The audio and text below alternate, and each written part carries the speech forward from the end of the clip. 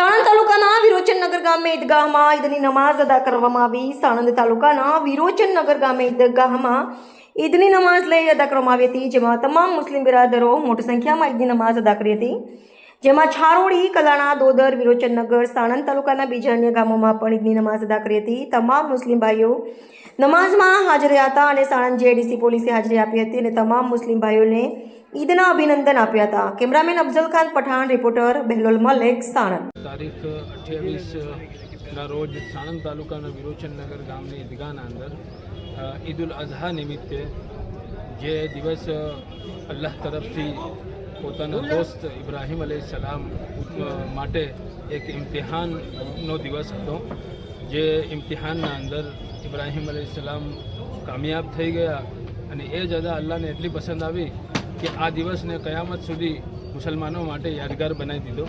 અને આ ઇબ્રાહીમ અલૈહિસ્સલામની સુન્નતને અલ્લાહ તાલાએ આ અમલને એટલો પસંદ કર્યો કે કયામત સુધીના મુસલમાનો માટે સુન્નત કરાર દઈ દીધો અને મુસલમાનો આ અમલને કયામત સુધી કરતા રહેશે ઇન્શાઅલ્લાહ।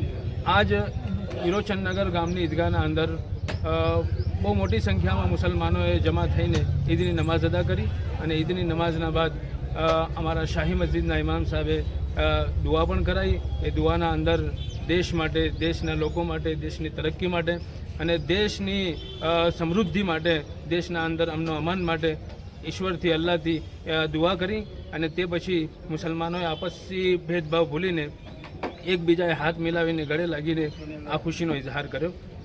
દેશવાસીઓને શું સંદેશો આપવા માંગો છો? દેશવાસીઓને આ મંચથી, આપની ચેનલના માધ્યમથી એક મેસેજ આપવા માગું છું કે દેશના અંદર અમનો અમાન કાયમ રાખે, ભાઈચારો કાયમ રાખે અને જે સરકારી ગાઈડલાઇન છે એના મુતાબિક આપણે આપણી ઈદનો તહેવાર મનાવીએ।